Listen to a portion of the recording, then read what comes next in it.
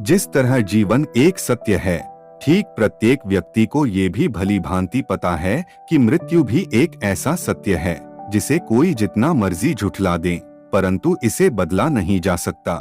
कहने का अर्थ है कि जिसने इस पृथ्वी पर जन्म लिया है, उसे एक न एक दिन अपने प्राणों की आहुति देनी पड़ती है। इस बारे में हम में से बहुत से लोगों ने कई बार अपने बड़े बुजुर्गों से कहते सुना होगा कि मृत्यु के बाद मनुष्य शरीर की आत्मा 13 दिनों तक अपने घर में रहती है। मगर ऐसा क्यों, इस बारे में क्या किसी ने सोचा है? अगर नहीं तो चलिए आज आपको इससे संबंधित जानकारी बताते हैं और जानते हैं कि आखिर क्यों मृतक शरीर की आत्मा 13 दिनों तक अपने घर में भटकती रहती। साथ ही साथ ये भी बताएंगे कि 13 दिनों तक मृतक के नाम का पिंडदान क्यों किया जाता है।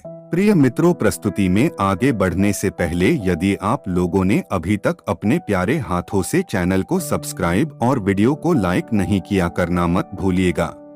बता दें कि गरुड़ पुराण में इस बारे में विस्तार से बताया गया है। गरुड़ पुराण में बताया गया है कि जब किसी व्यक्ति की मृत्यु होती है तो यमराज के यमदूत उसे अपने साथ यमलोक ले जाते हैं।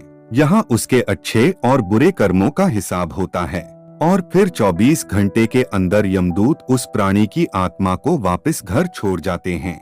यमदूत के द्वारा आत्मा को वापस छोड़ जाने के बाद मृतक की आत्मा अपने परिजनों के बीच भटकती रहती है और अपने परिजनों को पुकारती रहती है, लेकिन उसकी आवाज को कोई नहीं सुन पाता। यह देखकर मृत व्यक्ति की आत्मा बेचैन हो जाती है और जोर जोर से चिल्लाने लगती है। इसके बाद आत्मा अपने शरीर के अंदर प्रवेश करने की कोशिश करती है, लेकिन यमदूत के पास बंदिश होने के कारण वह मृत शरीर में प्रवेश नहीं कर पाती। इसके अलावा गरुड़ पुराण की माने तो जब यमदूत आत्मा को उसके परिजनों के पास छोड़ जाती है तो उस समय उस आत्मा में इतना बल नहीं होता कि वो यमलोक की यात्रा तय कर पाए। गरुड़ पुराण के अनुसार किसी भी मनुष्य के मृत्यु के बाद जो 10 दिनों तक किया जाता है, उससे मृतक आत्मा के विभिन्न अंगों की रचना होती है और जो 11वें और 12वें दिन पिंडदान किया जाता है, उससे मृतक आत्मा रूपी शरीर का मांस और त्वचा का निर्माण होता है। और जब 13वें दिन 13वीं की जाती है तो उस दिन मृतक के नाम का पिंडदान किया जाता है। उसी से ही वो यमलोक तक की यात्रा तय करते हैं। अर्थात मृत्यु के बाद मृतक के नाम का जो पिंडदान किया जाता है, उसी से ही आत्मा को मृत लोक से यमलोक तक यात्रा करने का बल मिलता है। इसलिए ही गरुड़ पुराण में बताया गया है, जब किसी मनुष्य की मृत्यु हो जाती है तो उसकी आत्मा 13 दिनों तक अपने परिजनों के पास घर में भटकती रहती है और उसके बाद आत्मा मृत लोक से यमलोक की ओर निकल पड़ती है, जिसे पूरा करने के लिए उसे 12 महीने यानी कि 1 साल का वक्त लगता है। इतना ही नहीं, मान्यता के अनुसार 13 दिनों तक मृतक के नाम का किया गया पिंडदान उसके 1 वर्ष के भोजन के समान होता है। मित्रों, यदि पिंडदान न किया जाए तो क्या होगा?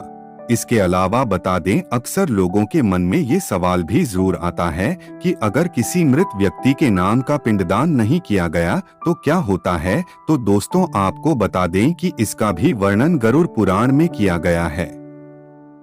जी हाँ, जिस मृतक व्यक्ति का पिंडदान नहीं किया जाता, यमदूत उसे 13वें दिन जबरदस्ती घसीटे हुए यमलोक की ओर ले जाते हैं और मृतक व्यक्ति की आत्मा को इस दौरान काफी कष्ट उठाना पड़ता है। इसलिए हिंदू धर्म में मनुष्य की मृत्यु के बाद 13 दिनों तक पिंडदान करना आवश्यक माना गया है। इसके अलावा आपको बता दें कि 13वें दिन परिजनों के द्वारा मृतक व्यक्ति के नाम का जो भोज करवाया जाता है, अगर वह कर्ज लेकर किया जाए तो मृत व्यक्ति की आत्मा को शांति नहीं मिलती। इतना ही नहीं, गरुड़ पुराण में यह भी बताया गया कि जो व्यक्ति जीवित रहते हुए अच्छे कर्म करता है, मृत्यु के बाद उसकी आत्मा को यात्रा के दौरान यमदूत कोई कष्ट नहीं देते और जो व्यक्ति बुरे कर्म करते हैं, उसकी आत्मा को यमदूत यात्रा के दौरान कई यातनाएं देता है और आत्मा को कई कष्ट भोगने पड़ते हैं।